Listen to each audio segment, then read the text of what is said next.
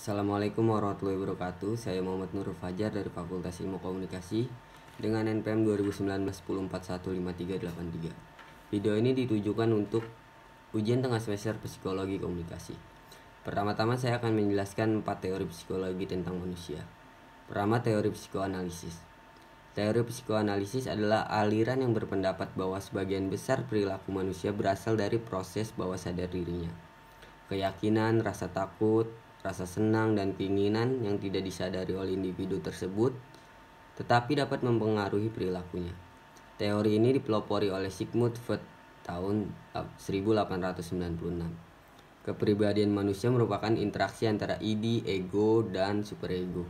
Yang pertama, id adalah nafsu yang membuat dorongan-dorongan biologis. Yang kedua, ego adalah kesadaran realitas atau struktur kepribadian yang membawa kita untuk menjejak pada kenyataan sosial. Yang ketiga, superego. Superego adalah polisi kepribadian atau hati nurani yang berupaya mewujudkan keinginan ideal kita, yaitu norma ataupun kultur masyarakat. Perspektif psikoanalitik memberikan cara baru untuk memandang beberapa contoh masalah, dan semua tindakan kita memiliki suatu penyebab, tetapi penyebab itu lebih sering merupakan motif bawah sadar kita sendiri dibandingkan rasional yang menggerakkan perilaku kita. Yang kedua tuh ada contoh dari teori ini.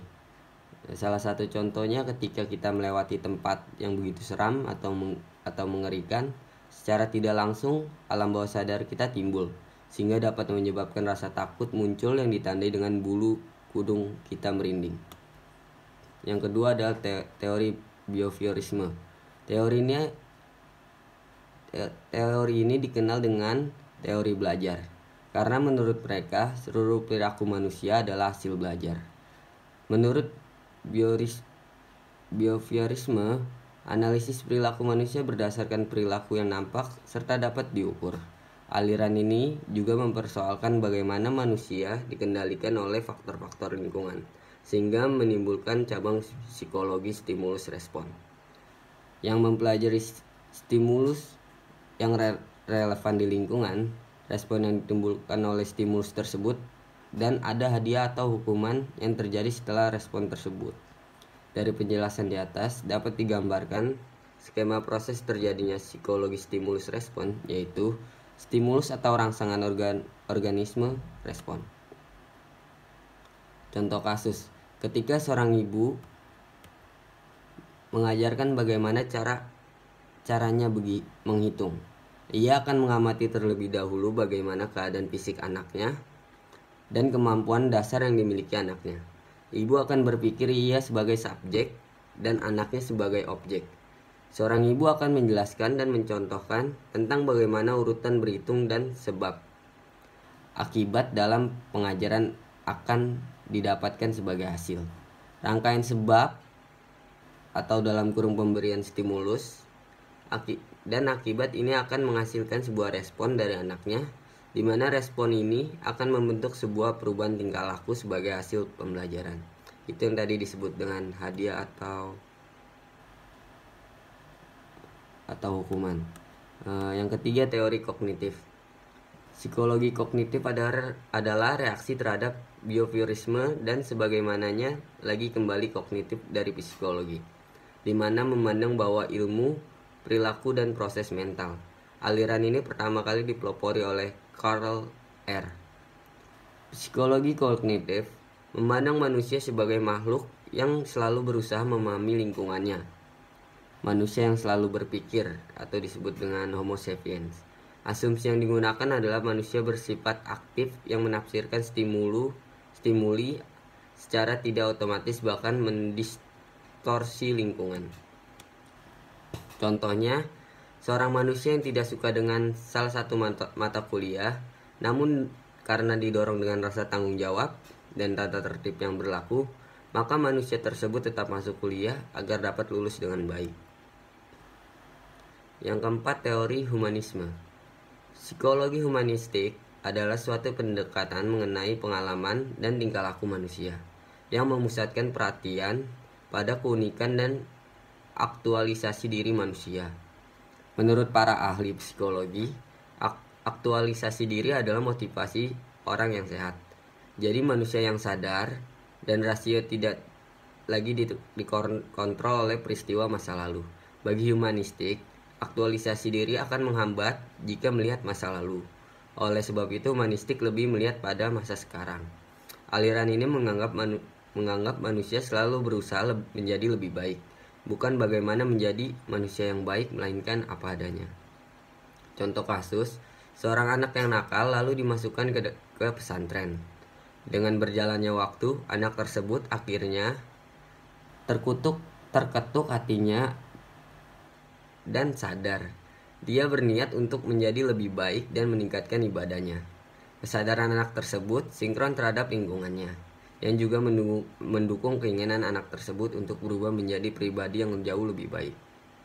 Selanjutnya saya akan menjelaskan tentang sensasi, persepsi, memori, dan berpikir. Yang pertama, sensasi. Sensasi merupakan tahap paling awal dalam penerimaan informasi. Sensasi berasal dari kata sense atau alat penginderaan yang menghubungkan organisme dengan lingkungan. Jadi sensasi adalah proses menangkap stimuli melalui alat indera. Alat indera seperti mata, telinga, hidung yang kita punya. Proses sensasi terjadi saat alat indera mengubah informasi menjadi impuls-impuls syaraf yang dimengerti oleh otak. Sensasi setiap orang berbeda-beda terhadap stimuli yang sama. Penyebab.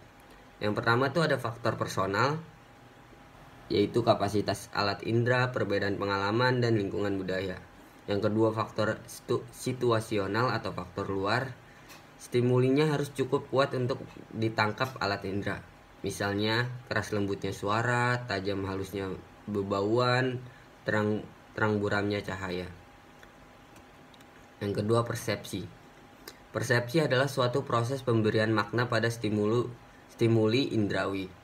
Cara menginterpretasi atau mengerti pesan yang telah diproses oleh sistem indrawi kita ke proses pemberian makna sensasi. Jadi, sensasi adalah bagian dari persepsi.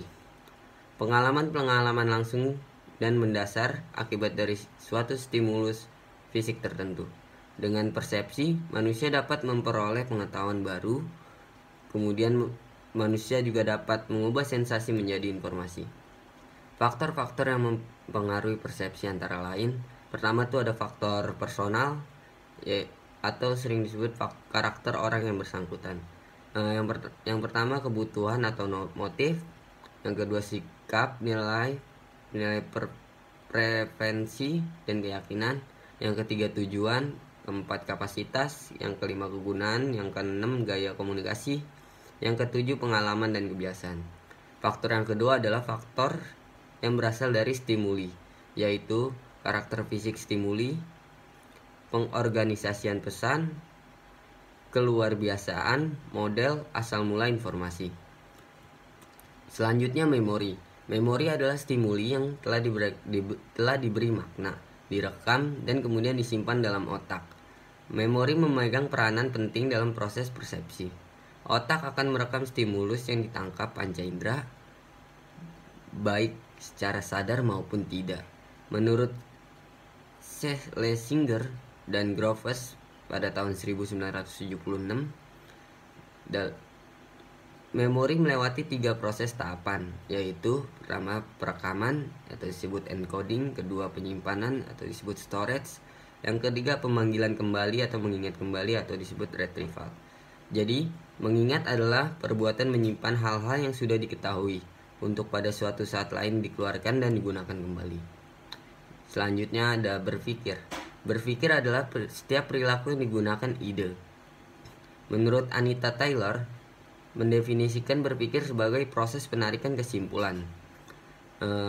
Manusia disebut berpikir ketika ia membayangkan sesuatu atau berusaha memecahkan persoalan. Selain itu, menurut proses berpikir terbagi ke dalam 2 macam. Yang pertama berpikir autistik, yaitu melamun, berfantasi, menghayal, dan wishful thinking. Yang kedua berpikir realistik, yang disebut juga nalar, ialah berpikir dalam rangka menyesuaikan diri dengan dunia nyata. Selanjutnya, saya akan menjelaskan contoh sensasi bagian dari persepsi.